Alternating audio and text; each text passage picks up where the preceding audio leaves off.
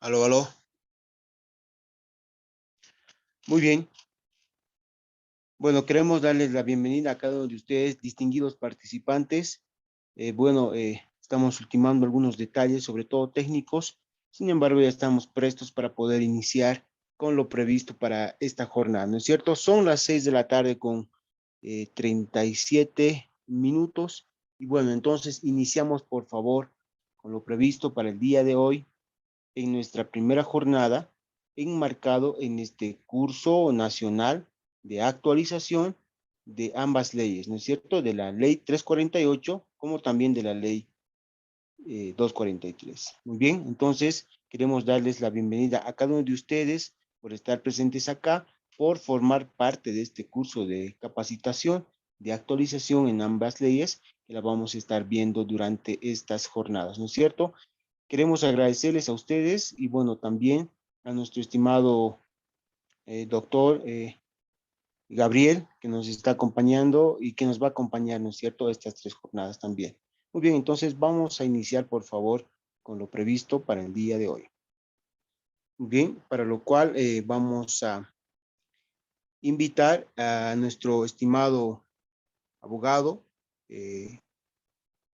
Gabriel Villalba Pérez.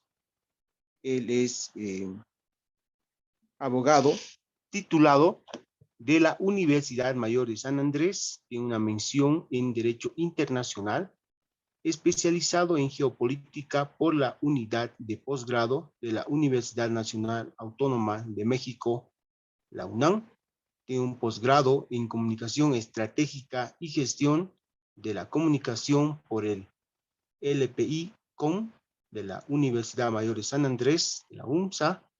Actualmente brinda análisis internacionales en la cadena RT, Hispan TV y Telesur. Y bueno, también cumple sus funciones como director del Centro de Estudios Geopolíticos CENAC Bolivia. Muy bien. Entonces, también tienes a su autoría los libros, poemas para la liberación de la mujer, que es Diplomacia de los Pueblos, y bueno, también finalmente el libro Comunicación Política desde el Sur. Entonces, hoy nos va a estar acompañando nuestro estimado doctor Gabriel Villalba Pérez, que, bueno, él es especialista, ¿no es cierto? Ya habíamos tenido nosotros justamente un curso similar a este en su primera versión. Entonces, por el Día Internacional de la Mujer, ¿no es cierto? El 8 de marzo estuvimos justamente con la primera versión de este curso en estas dos leyes también, la 348 y la 243. Entonces, estamos haciendo básicamente una segunda versión a pedido y a solicitud de muchos compañeros, ¿no es cierto? Que también es muy proveniente, ¿no es cierto?, por la coyuntura actual que estamos atravesando en nuestro país, una situación un poco muy delicada, ¿no es cierto?, una coyuntura muy delicada sobre la violencia contra la mujer. Y bueno, entonces estamos haciendo, ¿no es cierto?, una segunda versión de este curso. Por ejemplo, hoy vamos a estar con la ley 348, ley integral para garantizar a las mujeres una vida libre de violencia. Muy bien, entonces, mi estimado doctor Gabriel, reciba usted un caluroso saludo de parte de la organización y de todo el equipo nacional de eventos académicos Bolivia, que está desplazado en todo nuestro querido estado plurinacional de Bolivia y está haciendo la monitorización respectiva de la plataforma. Por ser la primera jornada del día de hoy, la jornada inaugural del curso, esta sesión también va a salir retransmitida de manera directa a través de la página de Facebook de Eventos Académicos Bolivia 2022. En un momentito más se va a colgar el flyer para que pueda salir de manera directa por la plataforma Facebook Live, ¿no es cierto? Bueno, mi estimado, enseguida le vamos a habilitar el micrófono, creo que tenemos, ahí está. Muy bien, mi estimado doctor Gabriel, usted, bueno, reciba un saludo cordial de parte de la organización. Queremos agradecerle por aceptar la invitación de Eventos Académicos Bolivia y bueno, por estar presente una vez más junto a nosotros. Y bueno, también queremos agradecer de manera muy particular al apoyo constante de la Confederación Universitaria Boliviana, de la Universidad Técnica de Oruro, Queremos agradecer el apoyo de la Sociedad Universitaria Boliviana y bueno, también el Gabinete Psicopedagógico Sembrar, que nos está colaborando permanentemente. Y bueno, ¿no es cierto?, al Centro de Estudios Geopolíticos CENAC Bolivia, que también está junto a nosotros en esta, va a estar, ¿no es cierto?, en esta capacitación de este curso de actualización de la ley 348 y la ley 243. Muy bien, entonces, mi estimado doctor Gabriel, dicho esto, por favor, si podemos dar inicio a lo preparado para esta nuestra primera jornada enmarcado en este curso de actualización. Una vez más, reciba un cordial saludo de parte de la organización y de todo el equipo nacional de eventos académicos Bolivia.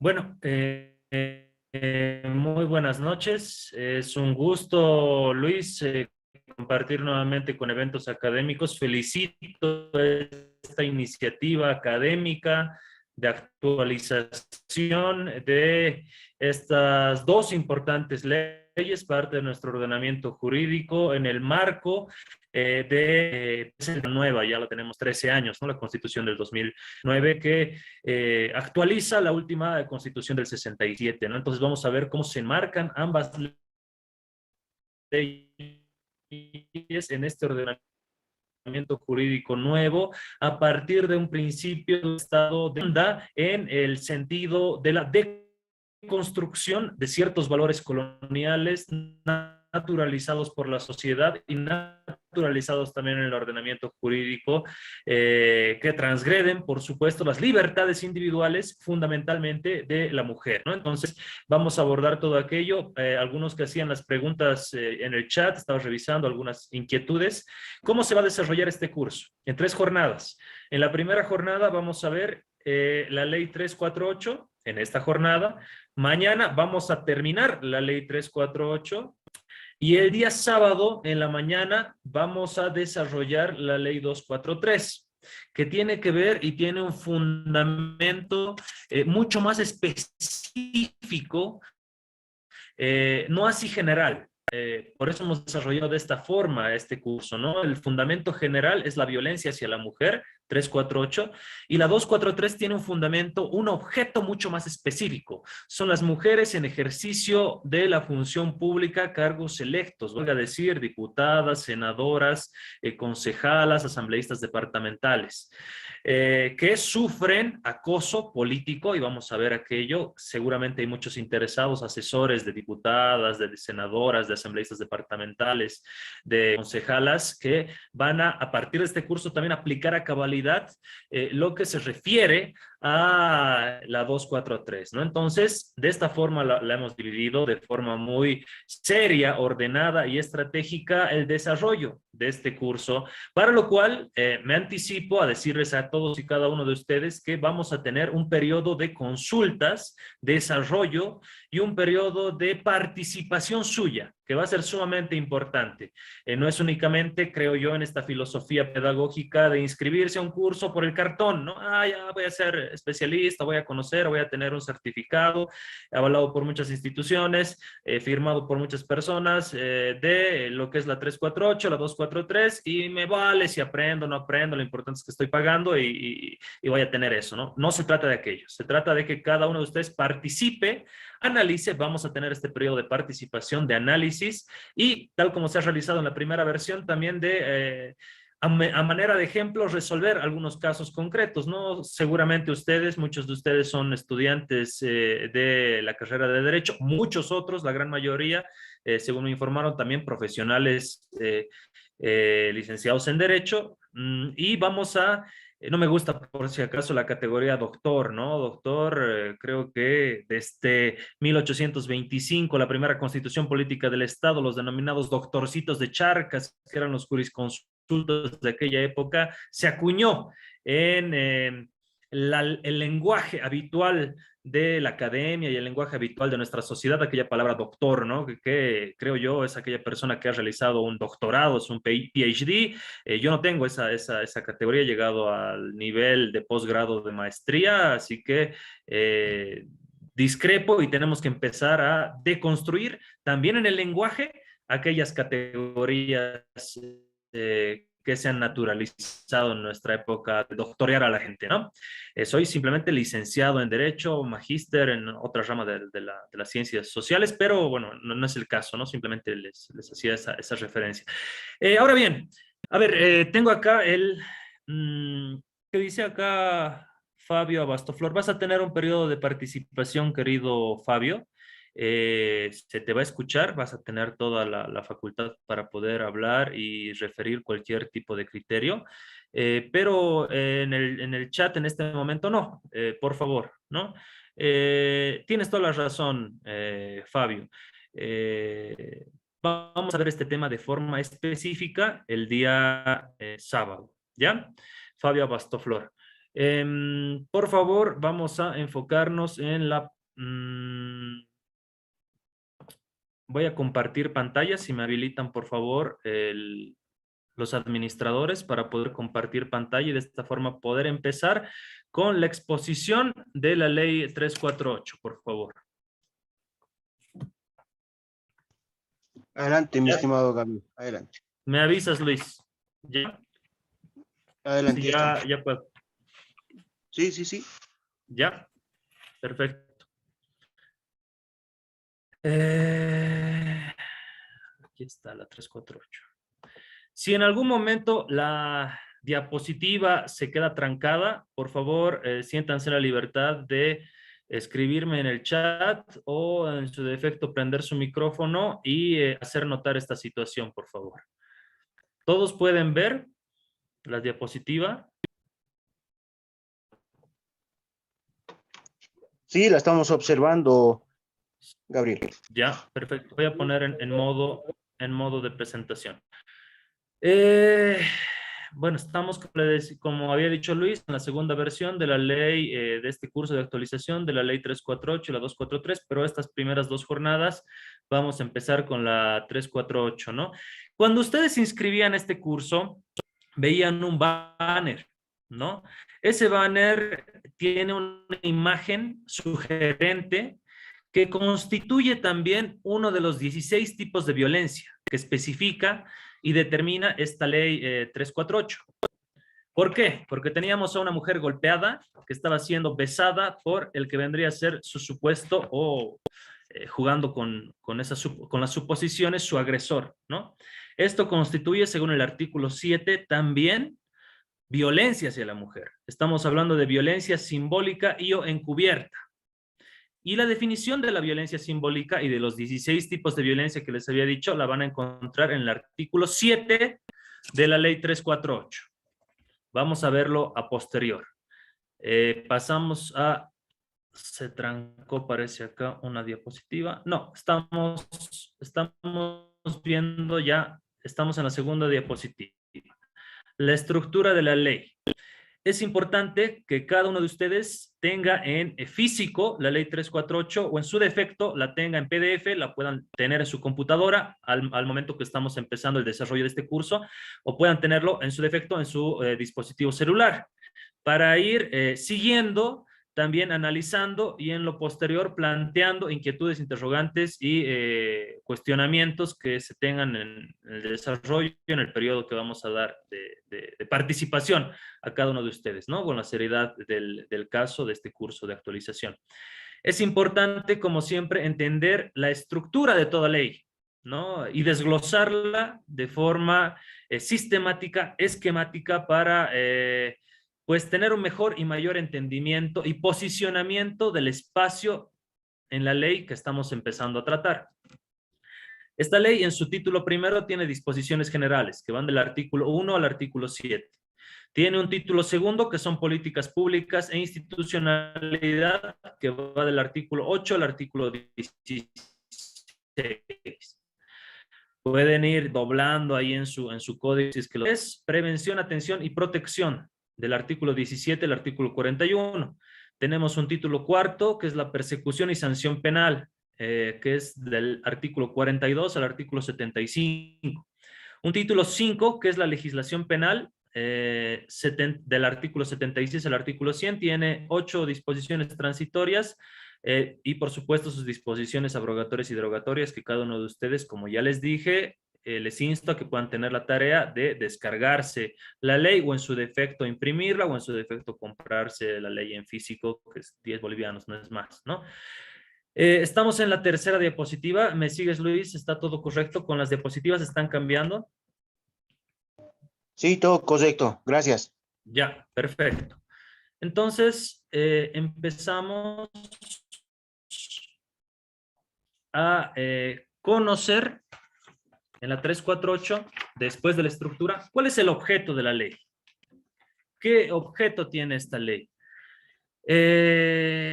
Establecer los mecanismos, medidas y políticas integrales de prevención, atención, protección y reparación a las mujeres en situación de violencia. Como les había dicho, esta ley tiene un alcance general hacia todas las mujeres, ¿no? Así como la persecución y sanción hacia los agresores, con el objeto de garantizar a las mujeres una vida digna y el ejercicio pleno de sus derechos para vivir bien.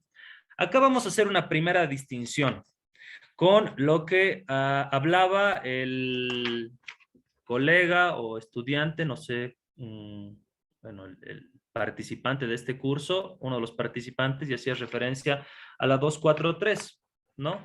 El objeto, y hay que saber diferenciar los objetos. Esto lo vamos a ver el sábado, pero es importante hacer el parangón, la comparación, ¿no?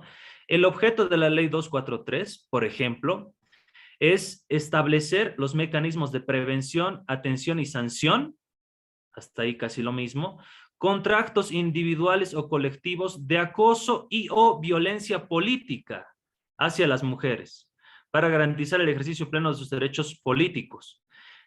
En la ley 243 vamos a ver cuáles son esos actos individuales o colectivos que constituyen acoso y o violencia política y cómo debiera ser su procedimiento para ser sancionados, perseguidos, castigados, denunciados.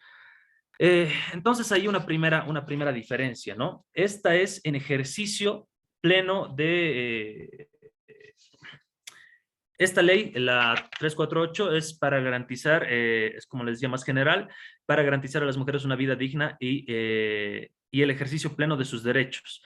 Este objeto se complementa, no se complementa, sino deriva de nuestra normativa constitucional. Y en la Constitución tenemos que entender el principio de despatriarcalización también. ¿Qué es este principio? La sociedad patriarcal es una construcción social que tiene por objetivo establecer un estereotipo ideal de hombre. Este estereotipo ideal de hombre a lo largo del desarrollo de la normativa ha ido cambiando, pero siempre ha ido superpuesto por sobre la mujer. ¿A qué me refiero? La misma sociedad, la que se denomina sociedad patriarcal, ha establecido cánones de lo que la pirámide de composición de la pirámide social. En esa composición de la pirámide social está en la cabeza, arriba de esa pirámide, en la cúspide de esa pirámide, un ideal estereotipo de hombre. Hombre propietario, hombre con dinero, hombre que detenta bienes, que detenta poder simbólico, poder económico, poder político, poder financiero, y detenta una condición de superioridad por sobre la base de la pirámide, que son las mujeres y también otros hombres. Entonces, la sociedad patriarcal es una construcción de sociedad que afecta tanto a hombres como mujeres, pero mucho más a las mujeres en la vulneración de sus derechos fundamentales y el ejercicio de sus libertades, sean estas sus libertades, de sus derechos civiles, políticos, sus derechos económicos, sociales y culturales, sus derechos de libertad sexual, su integridad física, ¿no? Entonces, estamos encajando, se podría decir, no me gusta utilizar la terminología subsumir esta 348 al ordenamiento jurídico constitucional, pero sí es importante entender aquello. ¿Por qué no se ha avanzado? ¿Cuándo se ha promulgado nuestra ley 348? El 9 de marzo del 2013. Y desde esa época a la fecha, ¿cuántos años han pasado y qué actos fundamentales o transformaciones en la sociedad se ha tenido? Muy pocos. Seguimos teniendo índices altos de feminicidio. Hoy sí se cuantifican, antes de esta ley no se cuantificaban, pero también estamos viendo una suerte de no resolución de los problemas de las mujeres, que es precisamente esta exposición a la violencia y a los 16 tipos de violencia que vamos a ver posteriormente. Pasamos a la siguiente diapositiva. Entonces, ¿a quiénes protege esta ley 348? Y la vamos a empezar a diferenciar también con la 243, que hacía ahí la consulta el compañero, ¿no? Esta ley protege a todas las mujeres sin importar su edad, condición, situación, origen o estado civil. En cambio, la ley 243, ¿a quiénes protege? Y aquí hagan la diferencia. La ley 243 protege también a mujeres, pero simplemente a mujeres candidatas, electas, designadas o en ejercicio de la función político-pública. Entonces, ahí tenemos la gran diferencia entre la 348 y la 243. La ley 348 protege, nuevamente, y se pueden hacer ahí un cuadrito de separar la protección que da cada uno, la 348 y la 243, ¿no? La ley 348 protege a las mujeres sin importar su edad, condición, situación, origen o estado civil. En cambio, la ley 243 es mucho más específica. ¿A quiénes protege la ley 243? La ley 243 protege a mujeres, pero estas mujeres tienen que ser candidatas, tienen que ser mujeres electas, mujeres designadas o mujeres en el ejercicio de la función político-pública. Creo que con eso respondo a la interrogante que había planteado en principio el señor, vamos a tener acá su nombre, el señor Flavio Abastoflor. Muchas gracias de nuevo, Flavio, por tu participación. Seguramente la vas a realizar también al finalizar esta pequeña exposición que viene a ser un proceso de enseñanza y aprendizaje recíproco, ¿no, Flavio? Yo no creo en esos procesos de un iluminado o iluminados que vienen y desde arriba imparten el conocimiento hacia abajo. No se trata de aquello. Creo que nuestra propia ley, Avelino Siñán y Lizardo Pérez, trata y enfoca esa filosofía de procesos de enseñanza-aprendizaje y este es uno de ellos. Entonces, la primera diferencia. 348 protege a todas las mujeres sin importar edad, condición, situación, origen y estado civil. En cambio, la ley 243 protege a mujeres candidatas. Estas mujeres tienen que ser mujeres candidatas, mujeres electas, mujeres designadas y mujeres en ejercicio de la función político pública. Primera gran diferencia. Resolver con cada uno de ustedes también el sistema de evaluación. Pasemos a la siguiente diapositiva.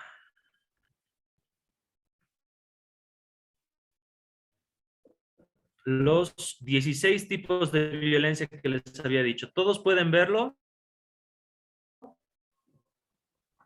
Luis, si me ayudas ahí. Sí, Bueno, adelante, continúo. Gabriel. Muchas gracias. Continúo, entonces se están compartiendo bien las diapositivas. Perfecto. Gracias por la verificación, Luis.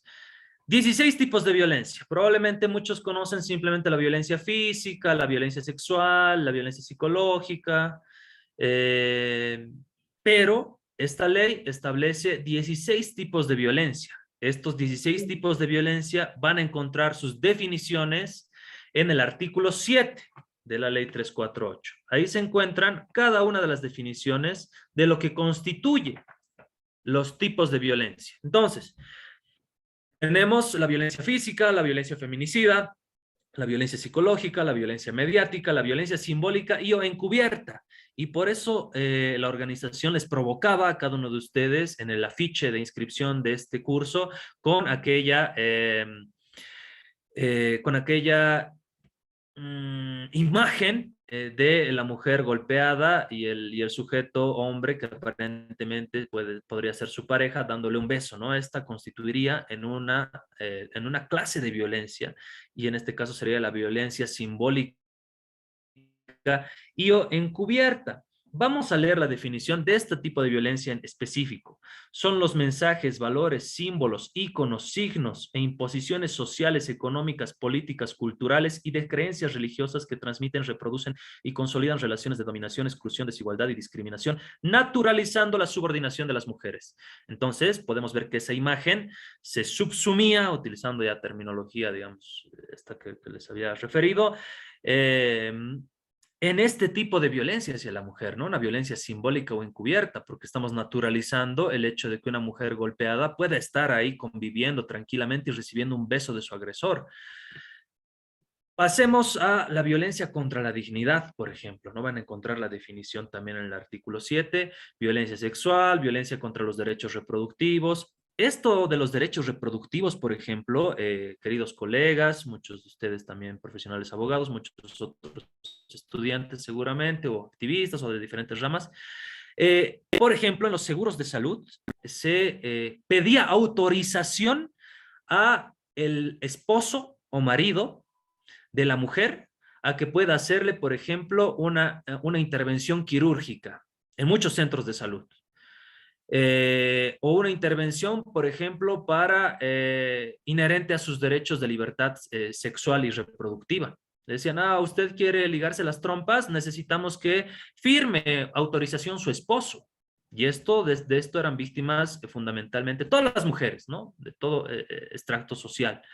Esto constituye pues una violencia contra los derechos reproductivos. ¿Acaso una mujer en el ejercicio pleno de sus derechos sexuales y reproductivos para haber decidido realizarse una intervención quirúrgica, tiene que pedirle permiso a su marido? Su marido tiene que autorizarle al médico y consultando, increpando al centro de salud, estos decían, no, es que muchos maridos vienen y se quejan diciendo que ellos no les han consultado, que su mujer finalmente tiene que tener los hijos que el marido decida, ¿no? Esto constituye violencia contra los derechos reproductivos de la mujer y esto debe ser denunciado, inclusive por los mismos servidores de los centros de salud.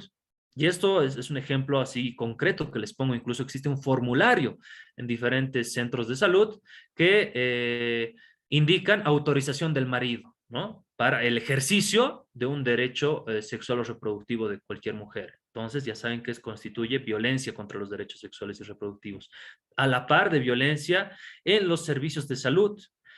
Otro tipo de violencia, violencia patrimonial y económica, violencia laboral, violencia en el sistema educativo, violencia en el ejercicio político y liderazgo, y esta es la violencia, digamos, que vamos a enfocarnos en la ley 243 a posterior, después de ver la 348. Violencia institucional, violencia en la familia, violencia contra los derechos y la libertad sexual. Esos son los tipos de violencia, lo vuelvo a decir, para no cansarles, no he querido copiar toda la ley de forma textual, que debería ser lo correcto, del artículo 7 de los tipos de violencia, para que vayamos detallándolos todos y cada uno, ¿no? Pero ustedes los pueden tener ahí, pero váyanlos viendo, váyanlos revisando para también ustedes plantear sus participaciones, consultas o resolución de algunas controversias en torno a estas definiciones que ustedes han podido ver. Siguiente diapositiva. Estoy acá también con mis diapositivas impresas en físico. Las políticas públicas e institucionalidad. ¿Cuáles son las obligaciones de las instituciones del Estado para que se cumpla esta ley 348? Y estas obligaciones de las instituciones del Estado son exigibles por todos y cada uno de los ciudadanos, cada uno de ustedes.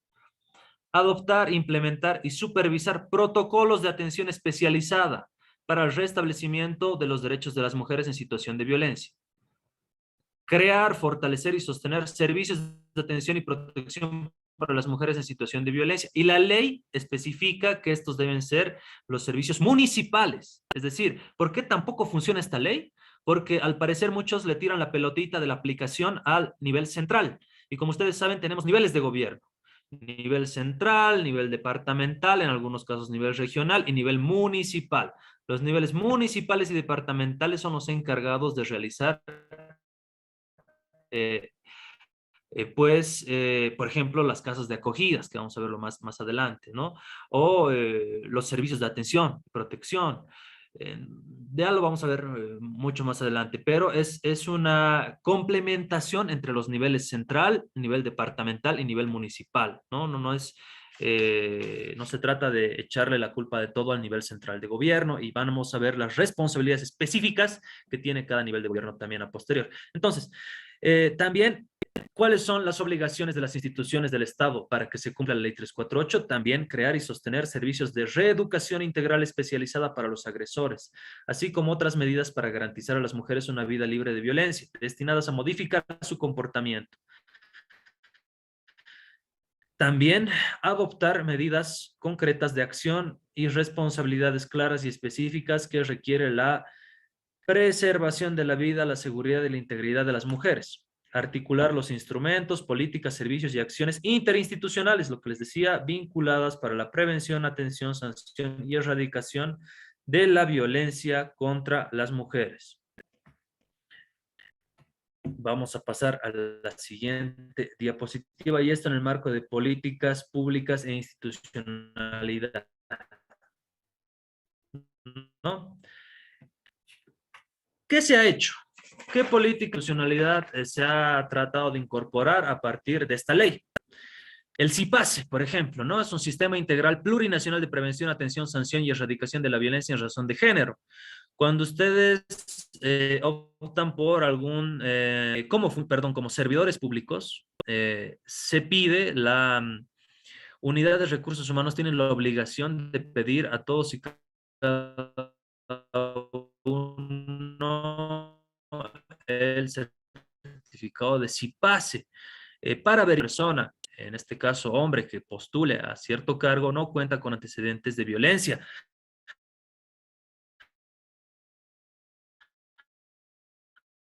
hacia la mujer, y este sistema integral CIPASE se encarga de ello. Los programas de formación en el marco de la apertura que se ha trabajado a partir de él. ¿De qué nos hablan los programas de formación? Te dice que los órganos del Estado, el Ministerio Público, el Instituto de Investigaciones Forenses, la Policía Boliviana, la Defensoría del Pueblo, las Fuerzas Armadas, la Procuraduría General del Estado, la EGPP, la Escuela de Jueces del Estado, las entidades territoriales autónomas y toda entidad pública o que se preste de servicios públicos debería generar programas de formación. ¿Los hacen? Y ahí les dejo la respuesta, no los hacen, ¿no? O si hacen es un cursito de 1 hora, de 2 horas y listo, y se olvidan. Cuando los programas de formación, así como los programas de formación curricular, la malla curricular académica de cualquier carrera universitaria, tiene pues puntos específicos y currículas completas. ¿Cuántas currículas de programas de formación sobre la 348 han desarrollado pocos, ¿no? ¿Era una programa de formación las Fuerzas Armadas de ley 348? Probablemente sí, probablemente no. La Procuraduría, la Defensoría del Pueblo, los órganos del Estado, Ejecutivo, Legislativo, Judicial, el Ministerio Público, las entidades territoriales autónomas, la Escuela de Jueces. Entonces, mucho por qué hacer, ¿no? Esta ley también se enfoca en la parte de la prevención, pero también en el plano superestructural que tiene la y la población. El ente rector, al igual que en la 243, viene a ser el Ministerio de Justicia. En el marco de sus competencias y atribuciones, es el ente rector responsable de coordinación, articulación y vigilancia de la aplicación efectiva y cumplimiento de la presente ley. Ahora, entrando a el ámbito de la prevención, atención y protección, esto es fundamental y lo he copiado tal cual y los he copiado en estos tres cuadros comparativos para que vayamos viendo a profundidad en qué consiste la prevención, en qué consiste la prevención estructural, en qué consiste la prevención individual, en qué consiste la prevención colectiva. La prevención estructural comprende todas aquellas medidas de carácter integral destinadas a modificar las actitudes, lo que hablábamos hace un momento, prácticas, reacciones, acciones y omisiones que tienen como efecto y consecuencia la violencia contra las mujeres, así como su sustitución por actitudes en el comportamiento individual, de pareja, familiar, comunitario, social y estatal, a través de la sensibilización y educación en el seno de la familia. Ahí encontramos los actores: familia, escuela, niveles académicos, trabajo, centros de atención de salud, comunidades indígenas originario-campesinas y afrobolivianas, organizaciones políticas, sindicales, organizaciones sociales y cualquier u otro ámbito de interacción social. Si nos enfocamos estrictamente en la prevención estructural, ¿será que estas instancias que hemos hablado, estas instituciones, la familia, la escuela, los niveles académicos, laborales, salud, sindicatos y demás, ejercen una efectiva prevención estructural de la violencia hacia la mujer en el marco de la Ley 348? Para mí la respuesta es no. Probablemente muchas organizaciones de forma particular de estas instituciones realizan esta prevención estructural, pero muchas ni siquiera tienen conocimiento que en sus manos está la prevención estructural. Pasando al otro tipo de prevención, prevención individual. Se refiere a las medidas destinadas a fortalecer, empoderar a cada mujer y promover sus habilidades de identificar toda posible manifestación de violencia o agresión hacia ella y enfrentarla de manera asertiva, con el propósito de adelantarse a su expresión o concreción y evitar que se produzca o continúe. En esta clase de prevención tenemos que ser sumamente puntuales. ¿Por qué?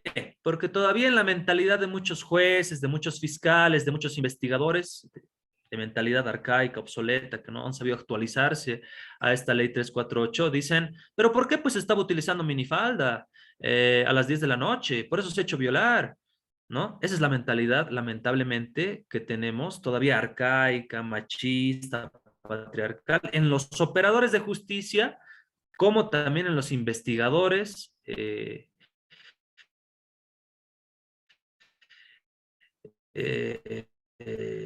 que pues deberían conocer a cabalidad y pues el rol que les toca desempeñar en el ámbito de la prevención, ¿no?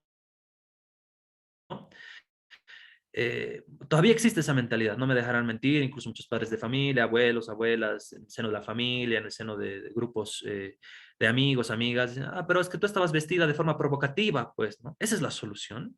Esa es la forma en la cual, digamos, un profesional abogado puede asesorar a un cliente, a una clienta, o es como puede defender o puede tratar de enlodar algún proceso. Creo que no, ¿no? Y eso parte de los programas de formación que debiéramos tener cada uno de nosotros y por eso se enmarca también este curso de actualización. Desprendernos esas viejas mentalidades en el ámbito, que esto que estamos viendo, prevención estructural, prevención individual y prevención colectiva. ¿Qué es la prevención colectiva? Son medidas destinadas a prevenir la violencia y proteger a las mujeres a través de sus organizaciones, instituciones o cualquier colectividad a la que pertenezcan por afinidad. Sindicatos, juntas vecinales, gremiales, comunidades, naciones, pueblos indígenas originarios, campesinos, interculturales, afrobolivianos. Prevención colectiva. Entonces ahí tenemos, y esto va a entrar al sistema de evaluaciones, los tipos de prevención, ¿no? Lo que es la prevención estructural, la prevención individual, la prevención colectiva. En el ámbito de la prevención, porque vamos a desarrollar la prevención, atención y protección, pero ahora nos enfocaremos en el ámbito de la prevención. En el ámbito de la prevención, nos vamos al ámbito, perdón, ahí se me malogró la diapositiva.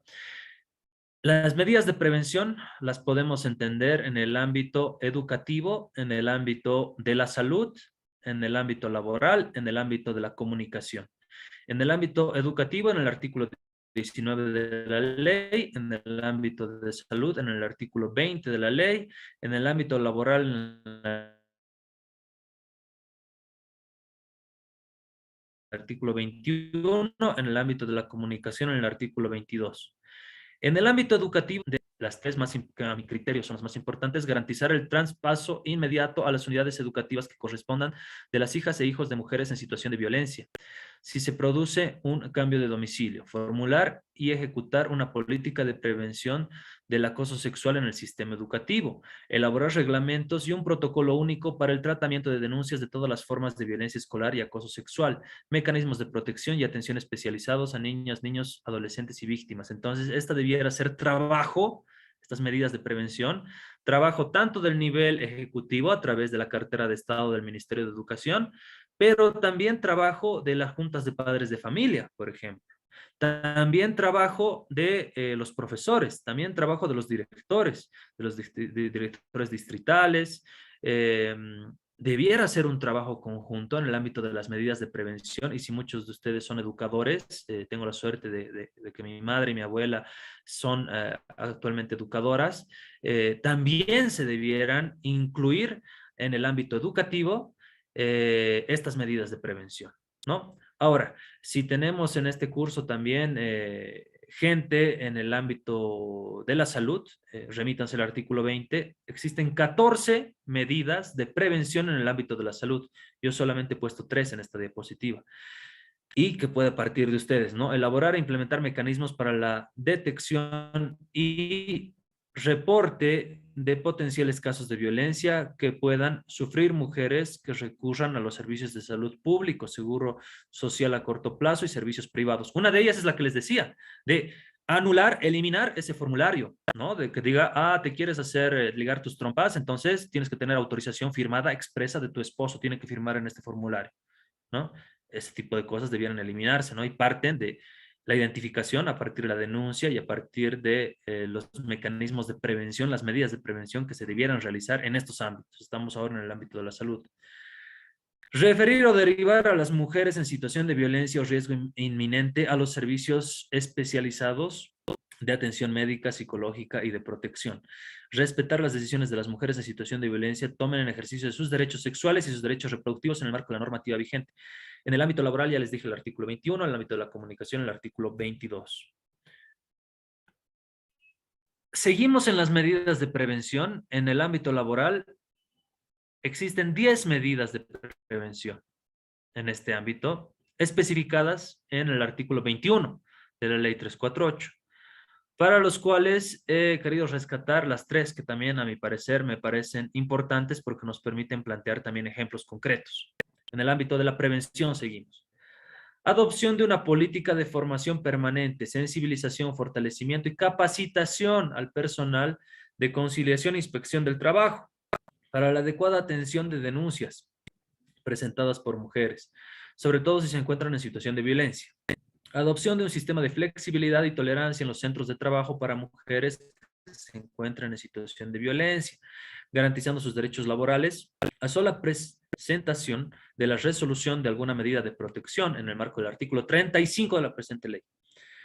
Adopción de normas que permitan compatibilizar la vida laboral y familiar de las personas que trabajen a fin de permitir un mayor equilibrio entre mujeres y hombres en ambos ámbitos, ¿no? Entonces, si muchos de ustedes quizá acá tienen la posibilidad de realizar cualquiera de estas medidas de prevención en el ámbito laboral y está dentro de sus posibilidades, tienen ahí el artículo 21, las 10 medidas de prevención en el ámbito laboral. Acá solamente anuncio y enuncio 3. ¿Qué son las casas de acogida y refugio temporal? Acá volvemos a lo que les decía hace un momento. Las casas de acogida y refugio temporal se constituyen en refugio seguro para las mujeres en situación de violencia. Su localización no podrá ser revelada salvo a personas autorizadas y se garantizará el anonimato y privacidad. Las mujeres que recurran a las casas de acogidas no podrán permanecer en ellas más de 3 meses, a menos que por la gravedad de la violencia sufrida o debido a condiciones especiales se requiera prolongar ese tiempo. Y en el ámbito del funcionamiento de estas casas de acogidas, tienen que ser, pues, trabajadas en los niveles de gobierno departamental y municipal, como les decía hace un momento, ¿no? Entonces, es importante conocer lo que nos dice la ley, que son las casas de acogidas, pero también las competencias de cada uno de los niveles de gobierno. Y aquí volvemos, lo que les decía en la anterior diapositiva. ¿Quiénes deben garantizar el funcionamiento de estas casas de acogidas? ¿Qué nos dice la ley? La ley nos dice que las gobernaciones y las alcaldías tienen la responsabilidad de crear, equipar, mantener y atender casas de acogida y refugio temporal para mujeres en situación de violencia. En el área urbana y rural deberán contar con personal debidamente capacitado y especializado en atención a mujeres en situación de violencia. Entonces, ¿qué pasa? Existen feminicidios, existe violencia hacia la mujer, existen 16 tipos de violencia hacia la mujer y las mujeres en nuestro país son sometidas a estos tipos de violencia. ¿Culpa de quién? ¿Del gobierno? Probablemente sí, tiene responsabilidad. Pero culpa también de las gobernaciones y las alcaldías, que la ley les da el mandato de crear, equipar, mantener y atender estas casas de acogidas. Tenemos casas de acogidas en La Paz, probablemente 2 o 3, no quiero pecar de hablar mal o alguna falacia contra algún gobierno autónomo municipal, pero tenemos a nivel municipal esto, a nivel de los departamentos tenemos. Se han puesto la camiseta las gobernaciones y las alcaldías en el ámbito de sus competencias en aquello. Muchos de ustedes que seguramente también conocen diversos gobiernos autónomos municipales o han tenido la posibilidad de trabajar con diversas gobernaciones, van a saber y van a corroborar que no se ha trabajado en aquello, ¿no? Entonces, responsabilidad también de las gobernaciones y las alcaldías. Servicios de las casas de acogida y refugio temporal. Ahora estamos en el ámbito de la atención. Hemos pasado el nivel de la prevención y estamos tratando de explicar, desarrollar, abordar el nivel de la atención. Los servicios de las casas de acogida y refugio temporal tienen que acoger, proteger y atender de forma gratuita a las mujeres en situación de violencia, a sus hijas e hijos y a cualquier familiar que se encuentre bajo su dependencia y esté en riesgo. También en el ámbito de la atención tienen que estimular y promover el empoderamiento de las mujeres en situación de violencia, facilitando su acceso a la educación, capacitación laboral y trabajo. Todo eso debieran tener las casas de acogidas. ¿Tienen? Y si existen las casas de acogidas, ¿tienen estas características? Esa es la pregunta que nos tenemos que hacer para generar políticas públicas, para generar programas, peticiones y demás que puedan viabilizar lo que el mandato de la ley expresa, ¿no? Coordinar con los servicios de atención y los centros de salud pública y privada la atención médica de las mujeres y sus familiares en situación de violencia.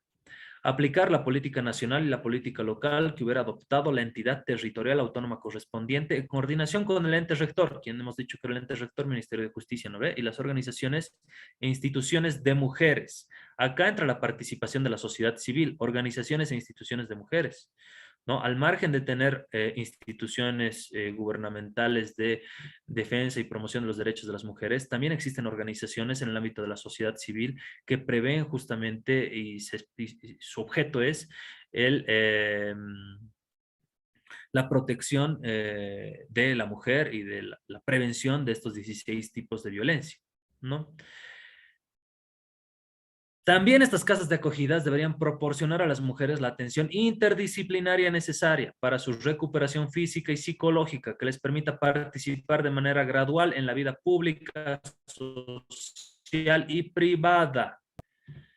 También estas casas de acogida, que hemos visto que son responsabilidad de las gobernaciones y de las alcaldías, deben dar información a las mujeres sobre los procedimientos legales, las instituciones que prestan los servicios interdisciplinarios gratuitos que requieran para su restablecimiento y cualquier tema de su interés vinculado a su situación. Entonces, en primer lugar, tenemos que las casas de acogida son responsabilidades de la gobernación y de la alcaldía. Y una vez que las gobernaciones y las alcaldías se ponen la camiseta de establecer estas casas de acogidas, las casas de acogidas debieran tener estas características de esta diapositiva que también les vamos a hacer llegar al grupo, a todos los que se han inscrito en este curso, ¿no? Hemos pasado los niveles de prevención, hemos pasado los niveles de atención. Ahora veamos los niveles de protección. Y en las medidas de protección, que ustedes pueden citar también cuando realicen sus memoriales, sus denuncias, las medidas de protección están especificadas en el artículo 35. Tenemos 19 medidas de protección que establece esta ley. De estas 19 medidas de protección, solamente he enumerado 5 que me parecen también importantes, ¿no? Una de las medidas de protección de las 19 que existen en el artículo 35 establece ordenar la salida, desocupación, restricción del agresor del domicilio conyugal o donde habite la mujer en situación de violencia, independientemente de la acreditación de propiedad o posesión del inmueble, y ordenar que el agresor se someta a una terapia psicológica o un servicio de rehabilitación. Prohibir al agresor enajenar, hipotecar, prendar, disponer o cambiar la titularidad del derecho propietario de bienes muebles o inmuebles comunes. Disponer la asistencia familiar a favor de hijos, hijas y la mujer. Prohibir al agresor acercarse, concurrir o ingresar a domicilio, lugar de trabajo o de estudios, domicilio de las y los ascendientes o descendientes. o a cualquier otro espacio que frecuente la mujer que se encuentre en situación de violencia. Entonces, una de las medidas de protección también es expansiva, extensiva hacia la familia de la víctima, ¿no? Porque se refiere a ascendientes, se refiere a descendientes también. Otra medida de protección prevista en el artículo 35 de la ley es restituir a la mujer el domicilio del cual hubiera sido alejada con violencia cuando ella lo solicite, con las garantías suficientes para proteger su vida y su integridad. Entonces, ustedes pueden hacer el seguimiento con su ley, sea en físico o en PDF, de este artículo 35 de nuestra ley, que 348, que nos refiere a la protección. Posteriormente, que es quizás la parte más interesante de esta ley, pero es fundamental entender esta primera parte, vamos a pasar a lo que vamos a ver el día de mañana, la persecución y sanción penal. En esta etapa nos queda media hora de actualización de esta ley. Quisiera, y se va a ponderar también en la calificación, que cada uno de ustedes, en función a estas primeras 14 diapositivas que hemos visto, de las 31 que tiene esta presentación, pueda brindar su criterio, su valoración, quizás algún caso particular que podamos resolverlo de forma conjunta, obviamente en este ámbito que les había dicho de este proceso de enseñanza-aprendizaje recíproco, empezar a también practicar hasta este momento lo que hemos visto, lo que hemos llevado y cómo podríamos también aplicarlo en función a todo lo que hemos visto. Posteriormente vamos a ver la parte, el día de mañana, mucho más didáctica, que es la parte de la persecución y sanción penal para los penalistas, digamos, y para todos nosotros abogados o que nos estamos formando en la rama del derecho, que debiéramos conocer a cabalidad cuáles son las formas de la persecución y sanción penal. Que, por ejemplo, está prohibido conciliar. No hace mucho, hace unos meses, un ministro de Justicia se refirió indicando sobre esta ley justamente que el agresor debiera conciliar con su víctima. Tanto en la ley 348 como en la ley 243 está prohibido conciliar. Establece de forma taxativa la ley la prohibición de la conciliación. Entonces, eso primero métanse también como un referente de que hasta una máxima autoridad de nuestro país en el ámbito de justicia, un ministro de justicia, se equivocó en esta ley, ¿no? Indicando que se podría conciliar. Ustedes no lo hagan. Y no se trata de tirarle tierra al ministro, que refiero, sino de entender que todos podemos cometer errores, que todos podemos cometer también omisiones, pero que por eso justamente se debieran desarrollar esta clase de actualizaciones para entender a cabalidad el pleno ejercicio de efectivo, además, de esta ley, ¿no? Y uno de esos valores es la prohibición de la conciliación, por ejemplo. Sobre eso, sobre esa base, tienen la palabra cada uno de ustedes. Luis, quizás hay algunas intervenciones en el Facebook, hay algunas intervenciones en el chat. Hemos llegado a 55 participantes el día de hoy. El micrófono es de ustedes, queridos colegas, queridos estudiantes, queridos interesados de este curso de capacitación, de estas primeras 14 diapositivas. A posterior, mañana, como les dije, vamos a entrar a la parte de la persecución y sanción penal, que viene a ser mucho más específica en la aplicación. Adelante, por favor, Luis, si podemos leer los muy bien, comentarios del muchísimas Facebook o gracias. del chat. Sí, estamos teniendo bastante interacción, mi estimado Gabriel. Bueno, queremos agradecerles a cada uno de ustedes, distinguidos participantes, muy activos y, bueno, sobre todo también la coyuntura, ¿no es cierto? Está muy, muy candente, ¿no es cierto? Las situaciones que uno escucha y, bueno, que no lo podemos negar, ¿no es cierto? Bueno, a ver, tenemos las manitas levantadas, estamos monitoreando ahorita la plataforma Zoom. Flavio Abastoflor, por favor, adelante, lo escuchamos. Muy buenas noches, bienvenido. Sí, gracias, querido doctor, gracias, querido docente, a los organizadores también, un curso demasiado importante. Bueno, mi persona tiene, creo, el privilegio de tener un diplomado en Derecho Administrativo y otro en Derecho Penal. Entonces, bajo esos conocimientos y bajo esa experiencia, creo que una de las debilidades más grandes de esta ley es que quienes deberían proteger efectivamente no lo hacen, ¿no? Jueces y fiscales son los primeros en violentar en primera línea, con criterios totalmente arcaicos como los que decía nuestro docente, ¿no? Entonces, si en casa vas a ser violentado, si en el Ministerio Público que debería protegerte va a ser el primero en violentarte, este, es muy complicado el panorama. Esa es la realidad que tenemos lastimosamente en desde que se ha promulgado la ley, ¿no? Y otro elemento que me parece muy importante de destacar es el tema de los derechos, del proteccionismo que da esta ley. En mi criterio, la ley de violencia política o los ejes de protección laboral deberían ser aplicados tanto a mujeres como a hombres, ¿no? En igualdad de géneros, y lo que queremos es erradicar la violencia, pero eso no sucede lastimosamente. Eso como aporte. Ujú. Perfecto, ¿no? Muchísimas gracias, Flavio. Voy a empezar a responder todas y cada una de sus inquietudes así una por una. Importantísimo el aporte que tú realizas. Seguramente también estás en conocimiento que a través de la Comisión de Justicia, presidida por la senadora Virginia Velasco, ex ministra de Justicia, también se abrió la posibilidad a partir justamente de este famoso feminicida, tristemente famoso feminicida Choque, de abrir, ya se tenía previo a aquello, abrir la ley 348, que como tú muy bien lo has dicho, Flavio, desde el 2013 no ha reflejado o no ha paleado el objetivo por el cual fue creada. ¿No? Erradicar la violencia sistemática hacia las mujeres. Ahora, por eso es importante entender el sistema patriarcal en el que vivimos, la estructura o la pirámide social, si se quiere. No es lo mismo un hombre que una mujer en el ámbito de la violencia transversal y los 16 tipos de violencia que existen. ¿Por qué? Precisamente se funda esta ley porque identifica que las mujeres y los hombres no están en igualdad de condiciones cuando se refiere a que hechos sean vulnerados en los 16 tipos.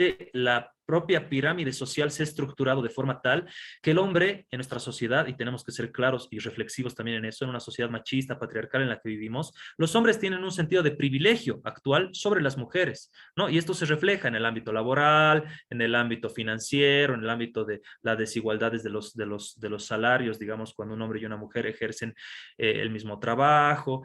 Este es un fenómeno fundamentalmente latinoamericano, ¿no? Que, por ejemplo, los países anglosajones o escandinavos han trabajado también en aquello y han sabido palearlo, ¿no? Pero a partir de esa diferencia entre géneros, digamos, ¿no? Existen ciertas instituciones del propio Estado que nosotros hemos heredado, que son mucho más represivas hacia las mujeres que hacia los hombres, ¿no? Pero vivimos en una estructura social que reprime, como te dije anteriormente, a hombres y mujeres, pero mucho más a ellas, mucho más a las mujeres. Ahora, si revisamos el derecho comparado, los países escandinavos, los países nórdicos, algunos anglosajones han podido paliar esta situación a partir de esa diferenciación entre los géneros. Otros países, los latinoamericanos, lamentablemente tienen una situación arraigada y ahí tenemos las primeras constituciones sociales, por ejemplo, la de México, ¿no? La de Querétaro, que tienen ciertos paradigmas propios de los valores culturales de nuestras sociedades. Y queramos o no queramos, los bolivianos somos altamente machistas, ¿no? Al igual que muchas sociedades latinoamericanas. Entonces, en ese complemento cultural de nuestra propia mentalidad, de nuestros propios valores que nos han inculcado nuestros abuelos, nuestros padres, que se reflejan después en el ordenamiento jurídico, en los que realizan las normas, se incrustan pues estos valores en detrimento mucho más de las mujeres que hacia los hombres, ¿no? Entonces, a partir de esa diferenciación, evidentemente, esta ley no ha podido paliar eso, no ha podido combatir, pero somos conscientes. Y vamos a lo que te interesaba a ti, Flavio. Recuerdo que en una de tus chats decías la ley 243, ¿no? Que protege a mujeres candidatas, electas, designadas y en ejercicio de la función pública. En este ámbito de la 243, por ejemplo, se ha podido evidenciar que existe mucho más índice de acoso político hacia las mujeres que son autoridades, digamos, electas o candidatas o designadas, que hacia los hombres autoridades. ¿Por qué? En un plano, digamos, que tal vez se ha llegado a naturalizar también.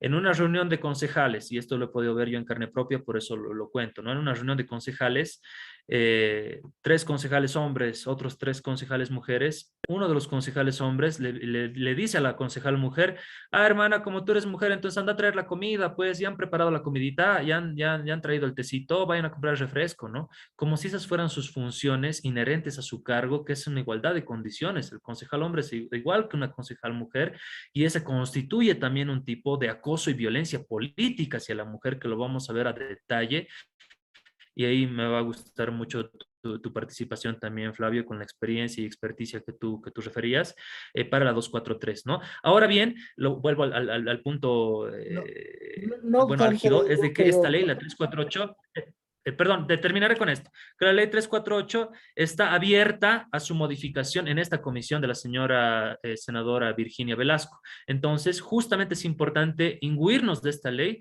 porque tenemos que conocer sus defectos, como tú los has expresado, yo también lo he hecho, como también ciertas virtudes que tiene, y plantear la modificación de esta ley 348, ¿no? A partir de, pero el conocimiento pleno que tendremos que tener, y que esperemos nuestro conocimiento sea mucho mejor y mucho más asertivo en el ámbito del espíritu de la ley que el que tienen muchos jueces y fiscales obsoletos, que deberían dejar ese ejercicio de la función judicial porque su mentalidad no les permite, ¿no?, actualizarse en estos ámbitos. sí, no obstante de ello, iba, querido doctora, que si bien somos una sociedad patriarcal, machista, arcaica antropológicamente, ya desde un análisis social y antropológico, que parece que nos hemos quedado en el 1825 como sociedad y no hemos avanzado con los años, no, otra arista que tenemos que ver es que hay también realidades de vulneración a los hombres muy complejas en cuanto a violencia o en cuanto a abuso de derechos en el ejercicio de las mujeres.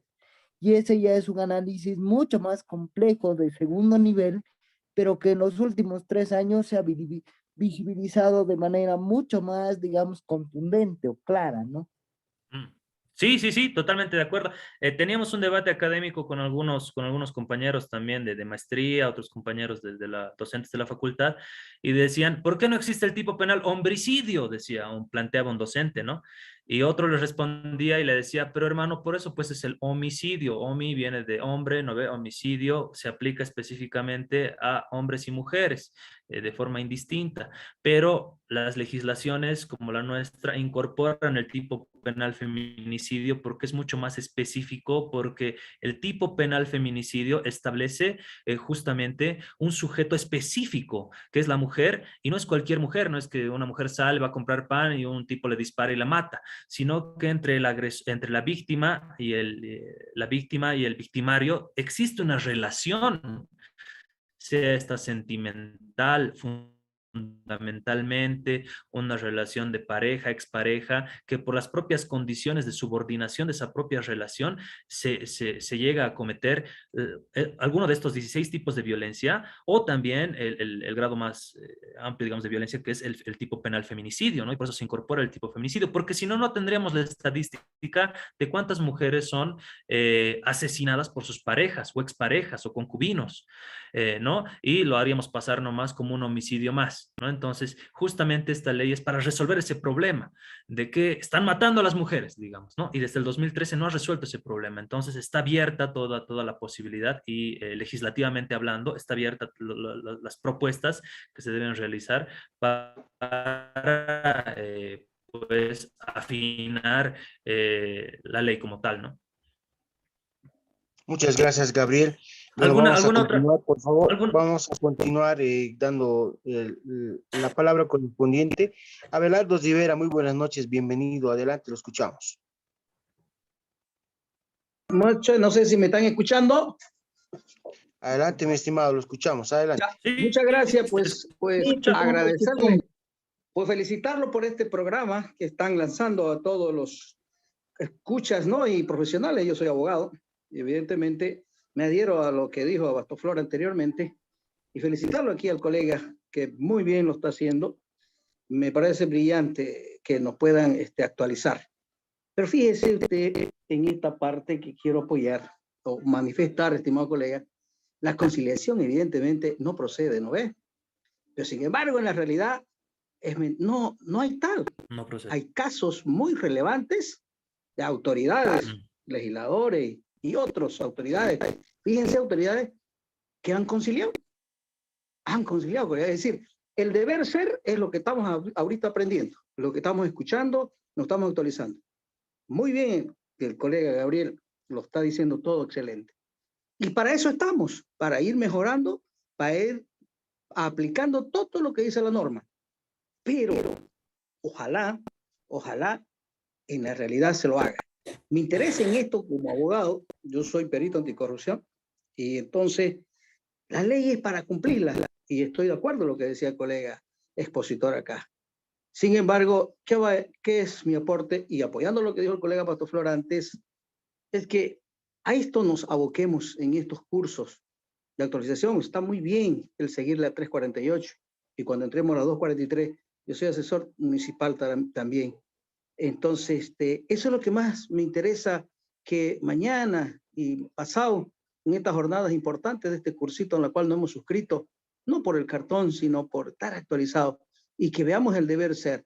En la realidad, la conciliación es lo que más me interesaba aportarlo, pero el colega Villalba ya lo manifestó, y también Abastoflor. De mi parte, como dedicado a este tema, en ejercicio libre, me llega mucho, me choca, me deja, ¿qué les puedo decir? A veces con ganas de colgar el título porque no se cumple la ley. Y espero que esto sirva para que las autoridades puedan realmente hacer aplicar. Muchas gracias. Muchísimas gracias por el aporte, colega. Evidentemente, ¿no? Como en todo el ordenamiento jurídico, a veces se tienen muy buenas leyes en la parte adjetiva como sustantiva, pero el cumplimiento, la aplicación dista mucho de la realidad, porque también desde la perspectiva kelseniana nos hemos acostumbrado a aplicar la letra muerta de la ley, como dicen, ¿no? Y así lo aplicaban los antiguos jueces, fiscales y demás, que también hay que abrir y hay que hacerle una pequeña apertura a esas dos viejas escuelas del derecho que siempre se ha contrastado, ¿no? El derecho positivo, Kelsen, versus el derecho natural, Kant, ¿no? Las nuevas escuelas, por ejemplo, del constitucionalismo latinoamericano y otras, también ahondan esta clase de problemáticas que también no solamente es responsabilidad del administrador de justicia, ¿no? Y lo hemos visto actualmente en la exposición que he realizado anteriormente. También la responsabilidad es social, también las responsabilidades de la sociedad, de los Cierto. sindicatos, es responsabilidad de Sí. la prevención, ¿no? En la educación. Entonces es mucho más integral, no es única y estrictamente a lo punitivo, si se quiere, de interpretación de letra muerta de los operadores de justicia. Mucho tiene que ver también la sociedad y hemos visto las casas de acogidas, por ejemplo, las gobernaciones, las alcaldías, ¿no? Son temas transversales a los operadores de justicia, como usted, pero también transversales a la sociedad en su conjunto, a la sociedad civil y a la sociedad política, ¿no? Que tienen que también meter su granito de arena. Muy bien, muchísimas gracias, mi estimado Gabriel. Vamos a dar, por favor, paso. Zamiro Cruz ha levantado su manito. Muy buenas noches, mi estimado Zamiro. Recibo un cordial saludo de parte de la organización. Lo escuchamos. Adelante.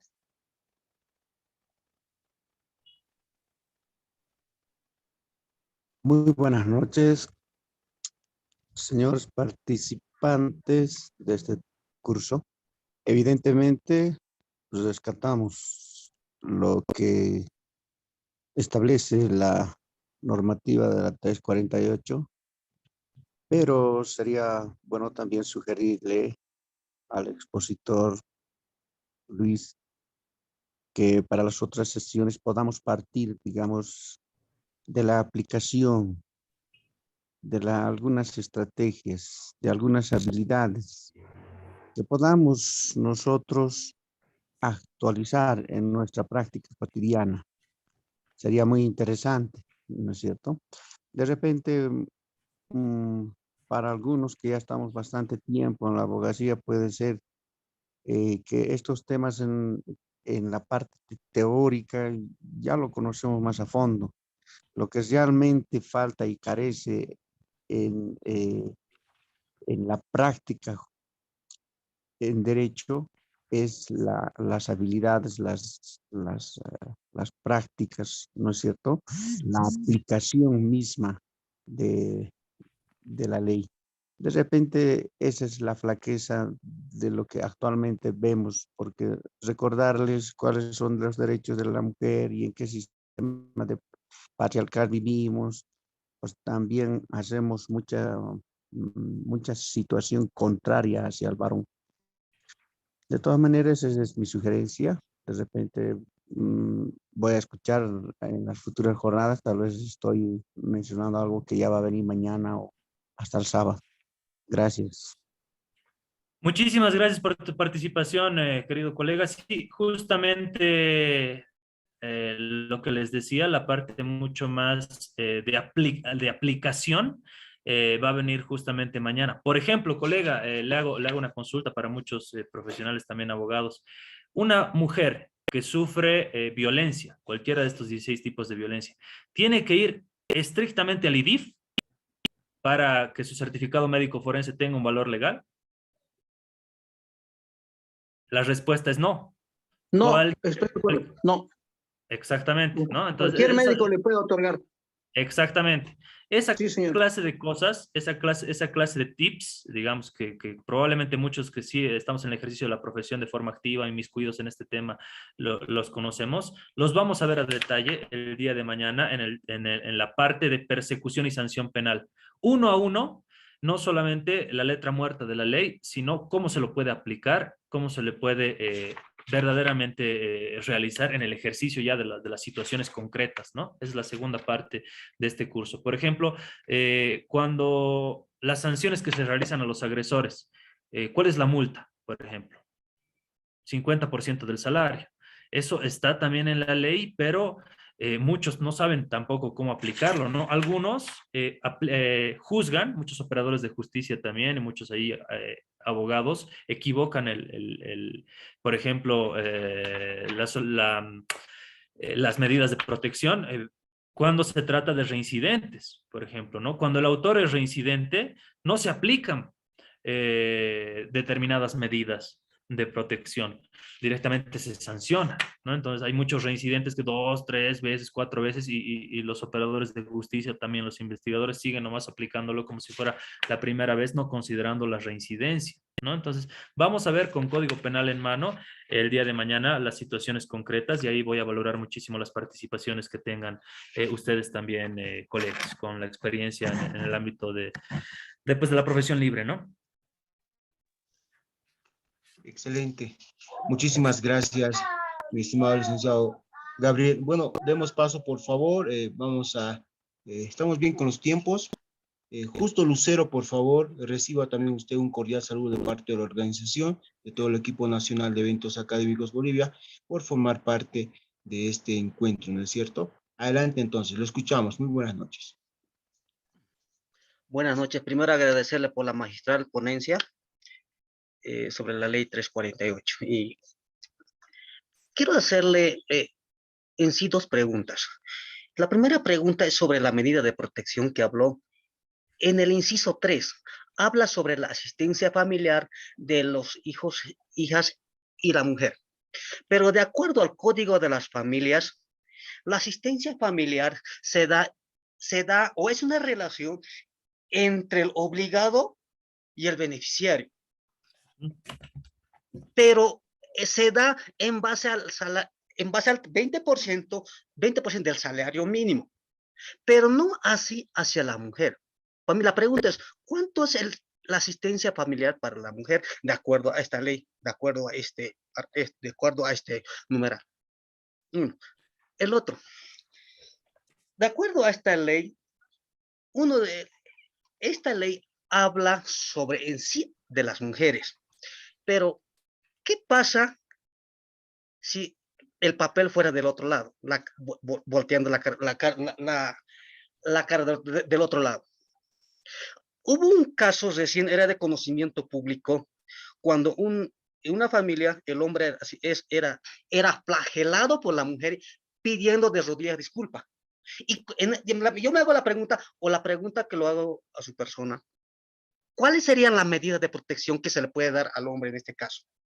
O también se puede aplicar esta ley, la ley 348, para darle alguna medida de protección. Gracias. Muchísimas gracias, querido colega, por su participación, intervención.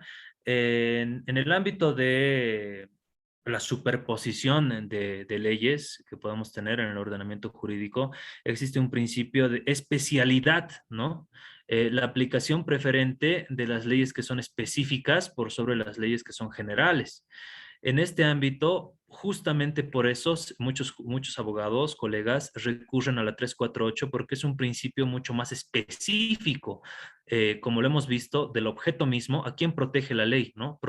No protege a hombres y mujeres, dice esta ley, como por ejemplo el Código Penal lo hace. El Código Penal protege de forma indistinta a hombres y mujeres, ¿no?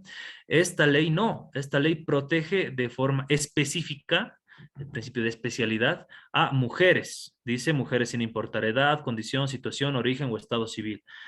Ahora bien, en el ámbito de la primera pregunta que me hizo, me hacía referencia a las medidas de protección, ¿no? En las medidas de protección del artículo 35, ¿me puedes repetir el numeral, por favor? Tenemos 19 numerales. El numeral 3, sobre el tema de la asistencia familiar. Disponer asistencia familiar a favor de los hijos e hijas y la mujer, ¿no? Aquí se puede aplicar yo no soy juez de familia, tampoco soy operador de justicia, pero sí tengo relación con bastante de ellos. Si ya está establecida la asistencia familiar, no se podría aplicar una nueva, ¿no? Estarías duplicando, digamos, una asistencia familiar si en su caso ya está establecida. Si no está establecida, se tiene que realizar en concordancia lo que tú decías, el Código de las Familias, ¿no? Porque la ley esta específica no te especifica, digamos, cuál sería la cantidad, no te dice, y la asistencia familiar será 20%, será 30%, será 50%, no te dice, porque entraría en contradicción con el Código de las Familias, ¿no ve? Entonces, bueno, esa sería la respuesta concreta.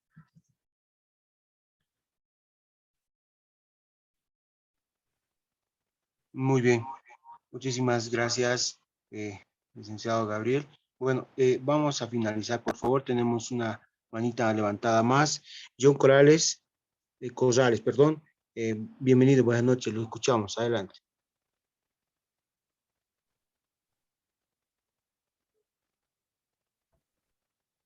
Hola, hola. John. Hola. Hola, hola. Adelante, buenas noches.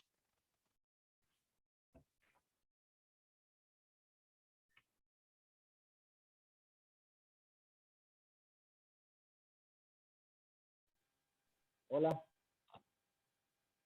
Hola, hola. Hola, hola. Hola, hola, adelante. Ya, Sí. Bueno, agradecer primeramente esta exposición magnífica, maravillosa. Mi consulta era, ¿no?, de que, ¿qué pasa con los transexuales? Hay personas que se creen mujeres. Bueno, la ley dice violencia contra la mujer. Bueno, de nacimiento, o también que han adquirido algunos otra opción, digamos, que se consideran mujer. Quizás esto contempla también en la ley, nos podría aclarar este tema. Sí, bueno, muchísimas gracias por el aporte. Nuevamente entramos al principio de especialidad, ¿no? Protege a las mujeres, no más. En caso de que tú como abogado tuvieras, por ejemplo, la detención de un transexual o de un travesti, por decirte que tendría o requeriría de tu apoyo judicial, podemos recurrir, cual lo dicta el artículo 410 de nuestra Constitución Política del Estado, la primacía de los tratados y convenios internacionales. En materia de derechos humanos, nuestro Estado ha suscrito diversos, que se denominan, ¿no?, poblaciones de preferencias sexuales diferentes a las heterosexuales, ¿no? Entonces, ¿podrías tú ver esa medida de protección en el caso de que lo precises en función a el 410, en función a los tratados y convenios internacionales que haya suscrito el Estado boliviano en función a la protección de estas poblaciones? Pero esta ley no.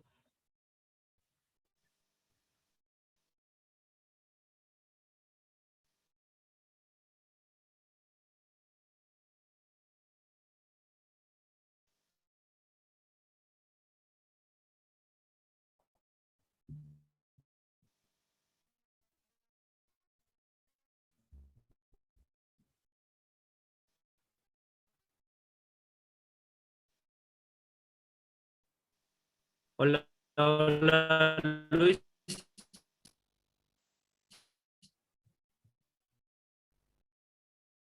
Hola, hola, Gabriel. Muy bien.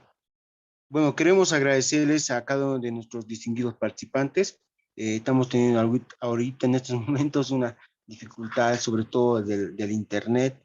Bueno, entendemos, ¿no es cierto? Ahorita es el tráfico en hora pico del tráfico de Internet. Sin embargo, queremos agradecerles a cada uno de ustedes, distinguidos participantes, por haberse sacado el tiempo correspondiente para poder formar parte de este curso de actualización en esta oportunidad, en esta jornada de la Ley 348, ¿no es cierto? Es importante poder, digamos, conocer, ¿no es cierto?, la interacción, ¿no es cierto?, que existe desde diferentes aristas en nuestro querido Estado plurinacional de Bolivia, tomando en cuenta que, bueno, en este curso, por ejemplo, ahorita en plataforma, estamos reunidos compañeros, colegas también, profesionales, estudiantes de todo nuestro querido Estado plurinacional de Bolivia, ¿no es cierto? Estamos reunidos de los 9 departamentos y, bueno, lo vivimos de manera muy cerca esta situación que nos apena mucho, ¿no es cierto?, que actualmente estamos atravesando coyunturalmente en nuestro país. Entonces, mi estimado licenciado Gabriel, no sé si usted tiene algo para puntualizar ya de esta forma para poder finalizar esta nuestra primera jornada enmarcado en este curso de actualización de la 348 y de la ley 243.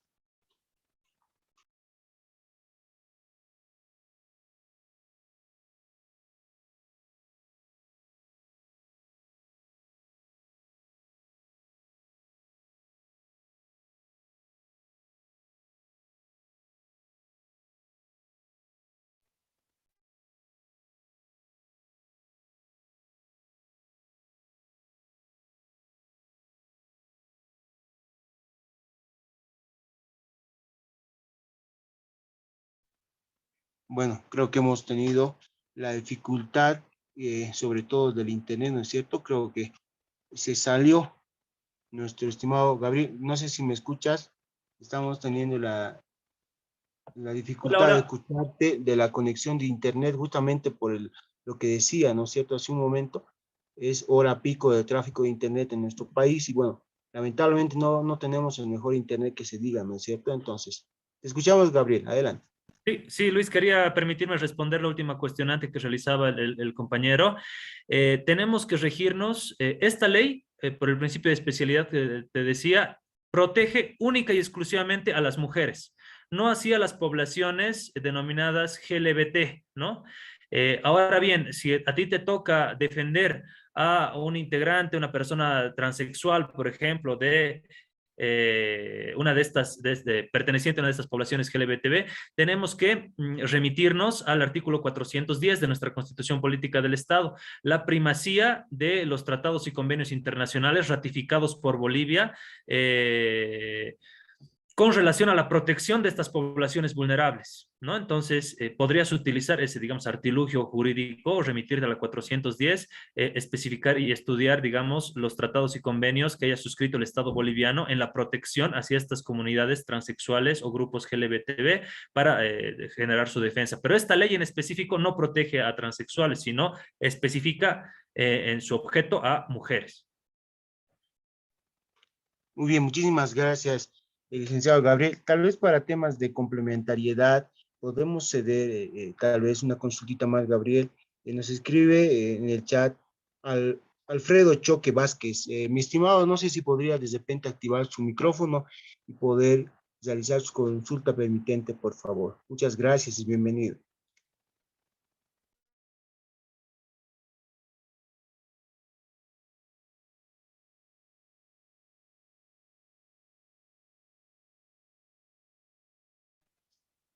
Bueno, creo que no se anima a la participación nuestro estimado Alfredo Choque. Es que por motivos de complementariedad, ¿no es cierto? Queremos dar la oportunidad que pueda expresarse también, pero sin embargo, no lo hace, ¿no es cierto? Muy bien, entonces, distinguidos, Respondamos todo, Luis. No sé si hay interrogantes en el chat, en el Facebook. Estamos con tiempo para responder absolutamente todo y de eso se trata, ¿no? De que los inscritos participen en el curso, sea con un comentario, sea con una cuestionante, sea con los grandes aportes que han hecho varios de los colegas. Se trata Buenas de aprender noches. entre todos, ¿no? Así que hay tiempo, hermano. No sé si hay todavía cuestionantes. Atendamos todo. Buenas noches. ¿Puedo hacer una pregunta, por favor? adelante. Buenas noches, Luis, adelante. Buenas noches. Una pregunta. Dentro del marco de la ley 348, que obliga a una certificación médica a la persona sugerente o que probablemente haya sufrido agresión física o sexual, le presento el siguiente caso y no sé si puede haber una manera legal de tal vez ayudar al médico, en este caso, pro médico, ya que, bueno, vemos un caso de una paciente que tiene un desgarro vaginal entre grado 2 o grado 3 y que sangra profusamente, que no se puede controlar y que el tratamiento se lo debe realizar en quirófano, o sea que debe entrar de manera inmediata a quirófano. Ahora, en este caso, no se ha llegado a obtener las pruebas. Me refiero específicamente a las de hisopado para el cotejamiento del ADN. ¿Existe alguna ley o algún artículo, bueno, perdón, existe algún artículo dentro de esta ley que cubre al médico que pone sobre todo la vida en la vida por encima de la obtención de muestras? A ver, me refiero más que todo a que el médico está libre de no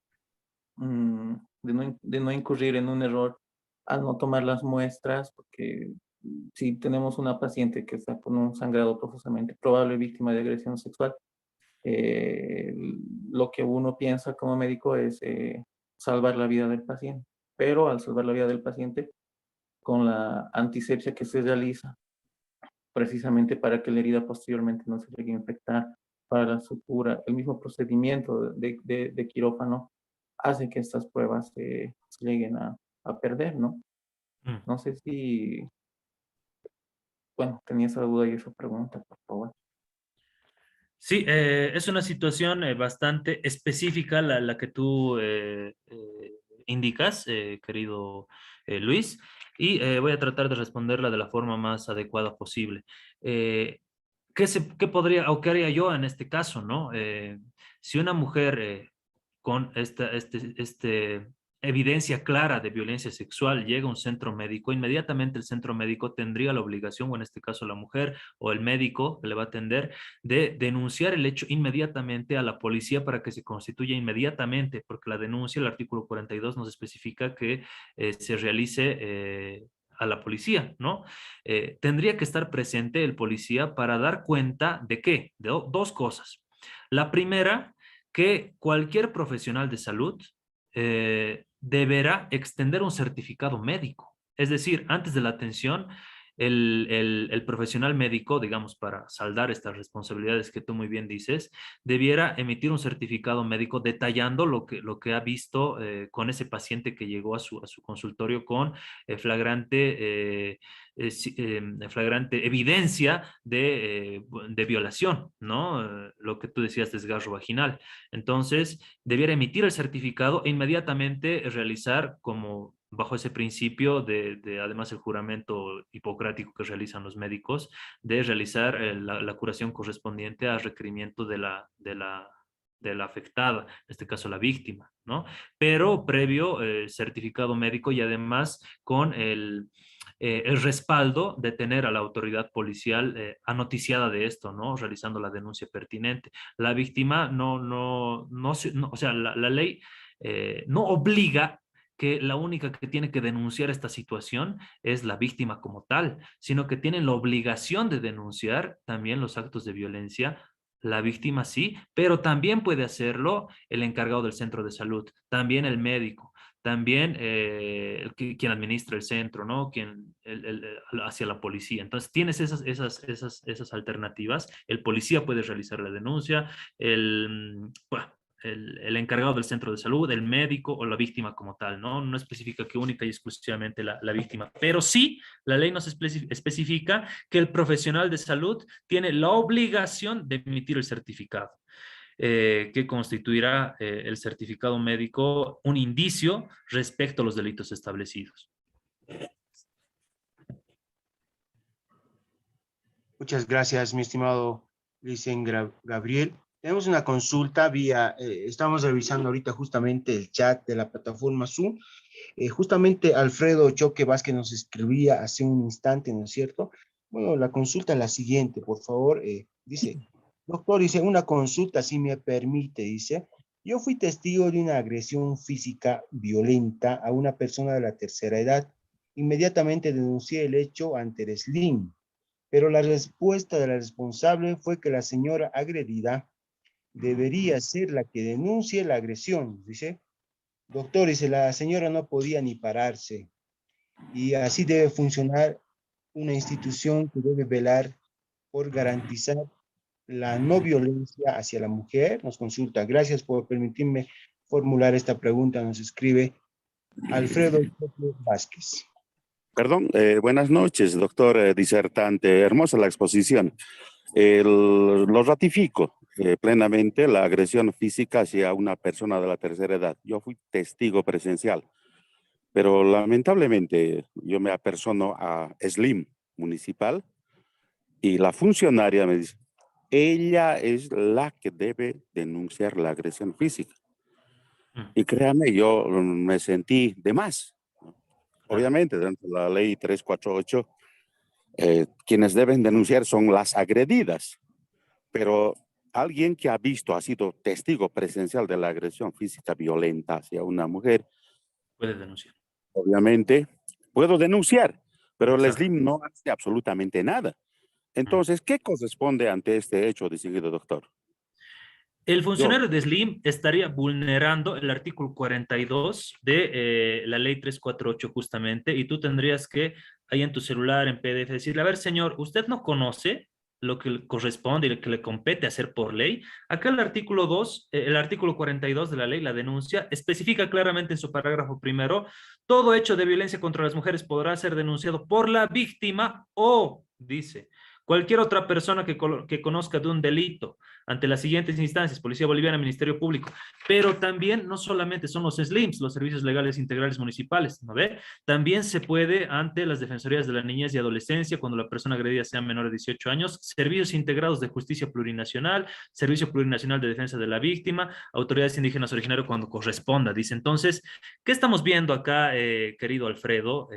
Estamos viendo justamente ese desconocimiento por parte de las instituciones que deberían tener al dedillo cómo se procede con esta clase de denuncias. Deberían conocer al dedillo que el artículo 42 precisamente de esta ley 348 especifica que la víctima o cualquier otra persona puede realizar esta denuncia, ¿no? Entonces, ¿qué estamos viendo? Estamos viendo nuevamente lo que hemos expuesto anteriormente, que estas personas no han seguido pues programas de formación en el marco de esta ley 348 y por eso estarían incumpliendo sus deberes al digamos, solicitarte que sea la víctima únicamente la que denuncie, ¿no?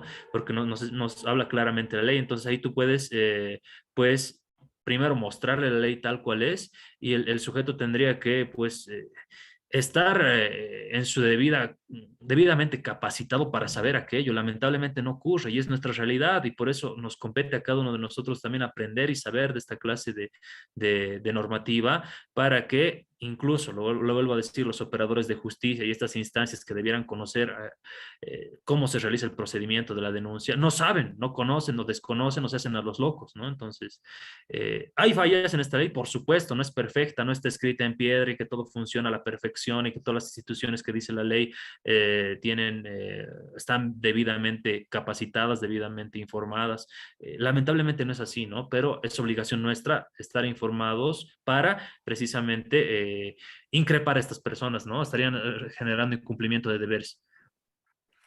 Bueno, doctor, muchísimas gracias. Yo entiendo que es incumplimiento de deberes y omisión, ¿no?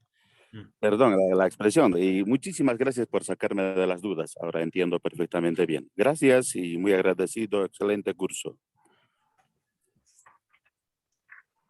Gracias a ti por la interrogante, y aquí aprendemos todos, ¿no? Como expresé al principio. Muchísimas gracias. Bueno, tenemos una consulta más, licenciado Gabriel. Estaríamos finalizando con esta consulta, por favor, la jornada de hoy, ¿no es cierto? Abelardo Rivera nos escribe: el funcionario que no atendió el caso debe ser procesado por incumplimiento de deberes. Dice, hay testigos, nos dice.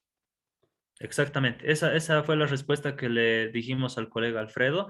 Especificamos el incumplimiento de deberes realizado por este funcionario del SLIM a partir de su propio, es una barbaridad, ¿no? Lo que voy a decir, como un funcionario de SLIM no va a conocer el procedimiento básico de una denuncia que se especifica en el artículo 42, que dice la víctima o cualquier otra persona, ¿no? Que haya atestiguado aquello. Entonces, recaemos en justamente esta acotación que decía incumplimiento de deberes por parte de este funcionario del SLIM.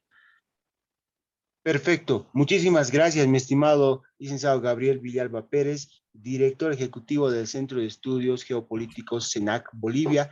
Ha sido un placer tenerlo a usted en esta nuestra primera jornada, ¿no es cierto? Recordemos que este curso está siendo orientado ha sido promocionado, perdón, para 3 jornadas, ¿no es cierto? Hoy, jueves, viernes y el sábado por la mañana vamos a estar justamente con la última jornada y también la parte evaluativa, ¿no es cierto? Vamos a tener la parte evaluativa, un pequeño examen, digámoslo así, sobre todo para puntualizar en algunos conocimientos adquiridos en este curso de actualización. Muy bien, mi estimado licenciado Gabriel, no sé si usted tiene algo para puntualizar ya para ir finalizando su intervención y con ello nuestra primera jornada. Bueno, yo simplemente quiero instar a los colegas abogados, a toda la gente que ha participado, los estudiantes, a que el día de mañana, que vamos a ver mucho más específico, puntual y particular cada una de las aplicaciones, sobre todo de esta ley, en diferentes casos, también puedan participar de la forma que lo han hecho hoy. Quizás vamos a cambiar la hermenéutica, vamos a dividirlo en una primera etapa y después una etapa de análisis de casos concretos, que es importante, como lo han dicho varios colegas, y me voy a apoyar en ustedes para poder aprender entre todos el conocimiento y compartir este conocimiento colectivo de enseñanza-aprendizaje en este proceso que hemos empezado juntos. Les quedo muy agradecido por sus acotaciones, sus preguntas y los aportes que han realizado a lo largo de esta primera jornada de la exposición. La siguiente jornada va a ser mucho más específica porque vamos a ver el tema de la aplicación penal, la sanción y persecución penal, y ahí vamos a ver tipos o ejemplos específicos como me han solicitado también, ¿no?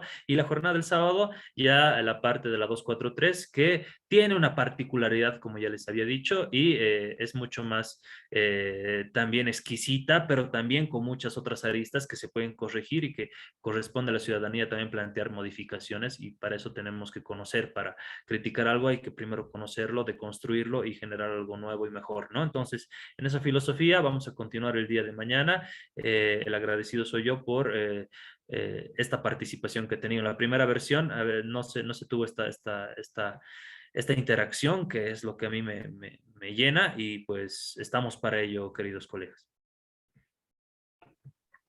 Muchísimas gracias, mi estimado licenciado Gabriel Villalba Pérez. Queremos agradecerle a usted, a nombre de todo el equipo nacional de eventos académicos Bolivia, por aceptar la invitación y, bueno, por formar parte de este curso de actualización de estas ambas leyes en su segunda versión, ¿no es cierto? Y a nuestros distinguidos participantes en lo extenso y largo de nuestro querido país, que nos están siguiendo y que se han conectado a través de la plataforma Zoom, ¿no es cierto? Muy bien, entonces, dicho esto, vamos a ir finalizando, por favor, nuestra primera jornada enmarcado en este curso nacional de actualización de la ley 348 y de la ley 243, ¿no es cierto? Hoy hemos visto y el día de mañana vamos a estar también continuando viendo la ley 348, ley integral para garantizar a las mujeres una vida libre de violencia. Muy bien, a nombre de la organización me despido. El encuentro será el día de mañana a partir de las 18:30 en adelante. Muy bien, muchísimas gracias y muy buenas noches. Muchas gracias. Hasta luego. Hasta Buenas noches. mañana. Hasta mañana, hasta mañana.